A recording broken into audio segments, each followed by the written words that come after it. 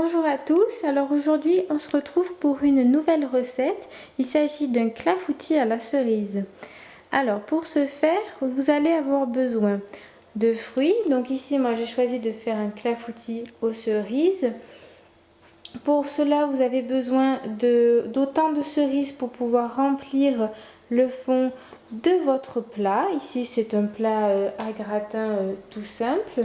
Ensuite vous aurez besoin de 3 œufs, de 90 g de sucre, 125 g de farine, une pincée de sel et un demi-litre de lait. Ici c'est du lait de soja que j'ai déjà entamé.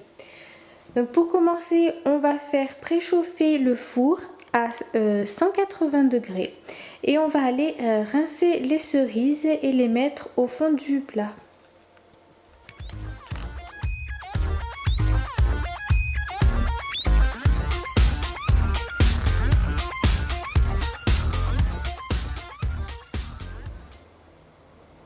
Une fois les cerises rincées et mises dans le plat à gratin, je vais venir mettre tout le reste des ingrédients dans le bol de mon robot qui va donc me faire ma pâte. Mais si vous n'en avez pas, vous pouvez mettre tout dans un saladier et mélanger à la main, c'est la même chose.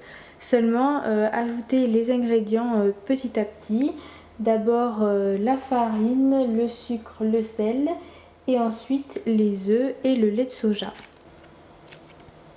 Une fois tous les ingrédients à l'intérieur, je vais venir mélanger pour former la pâte qu'on versera sur les cerises.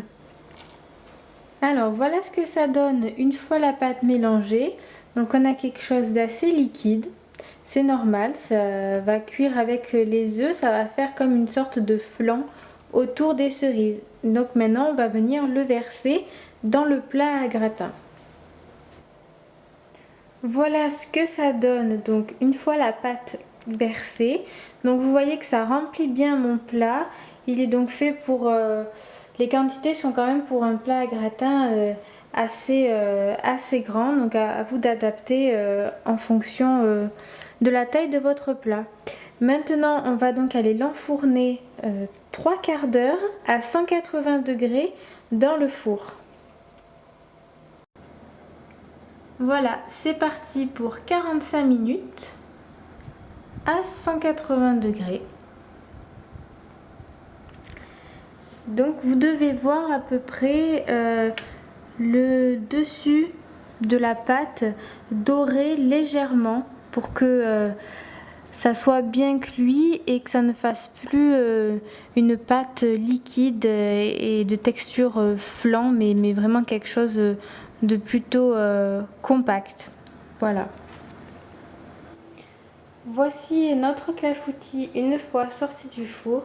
Vous voyez qu'il a bien gonflé et bien doré sur le dessus.